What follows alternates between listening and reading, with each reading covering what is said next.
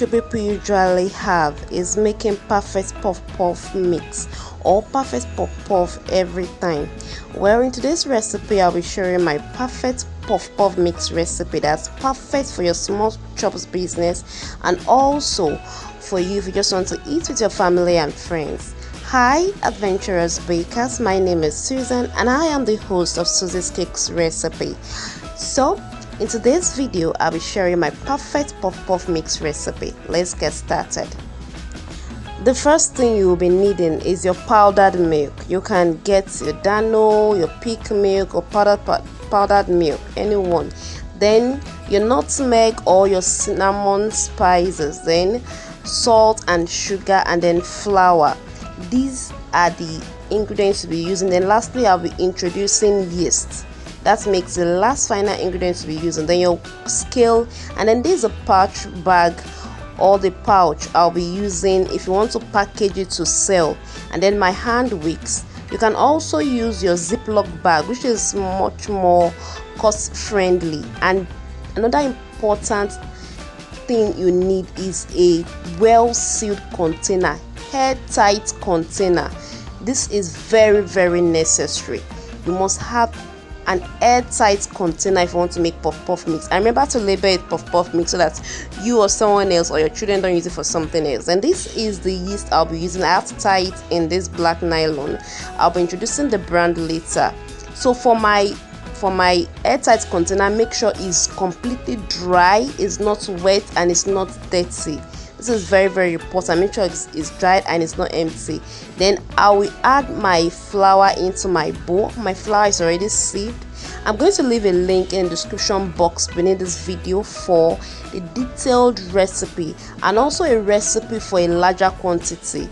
Now this is my sugar. Added my sugar. This is just simply adding every of my dried item into my bowl. Next is my salt.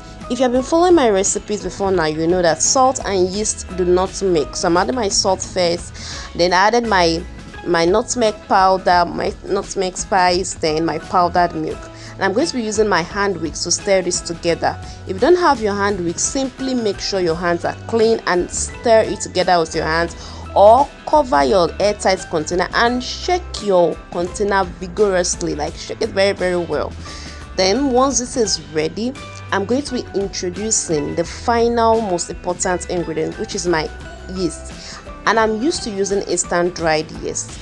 Now I'm going to be using a leveled quarter cup of yeast. Please, if you don't have a basic measuring cup, just go to a baking store and get it. It's very affordable. And this is the brand of yeast I'll be using. It's an instant dry yeast. There's also another brand I'm going to be leaving in the description box. Is also another brand I use, but for this particular video I'm making use of this one.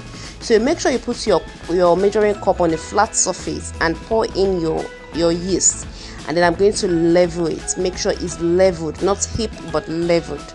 Next thing I'm going to do is to add my yeast into my bowl. Now the yeast is the last item you want to add, because after adding your yeast you have to stir this up well together or shake your container vigorously, and then you cover it. That's all. That is all with making your puff-puff mix. Just cover it. Make sure it's an airtight container. Cover it and keep it away from direct sunlight. This is just my perfect puff-puff mix recipe. See, I'm shaking it vigorously here. This is how to make it. Keep it in an airtight container. Then if you want to see how I made this into puff-puff, then you need to subscribe to my newest channel, my Sussy's vlog part, the fun part of this particular channel. You need to subscribe and see the video of how I made this into puff-puff. Now in case you want to package this to sell, this is also another way of making money for your business. Or if I just say home, sit-at-home mom, it's another way of making money. Once you mix it like this, just get a scale, a digital scale like this, and depending on how you want to weigh it, 500 grams, 250 grams, weigh it like this and pour it into a pouch. The pouch makes it look more unique. But if you don't have a pouch, that is fine too. You can use a Ziploc bag. You can get a Ziploc bag from a mall or from baking stores. It's cost friendly.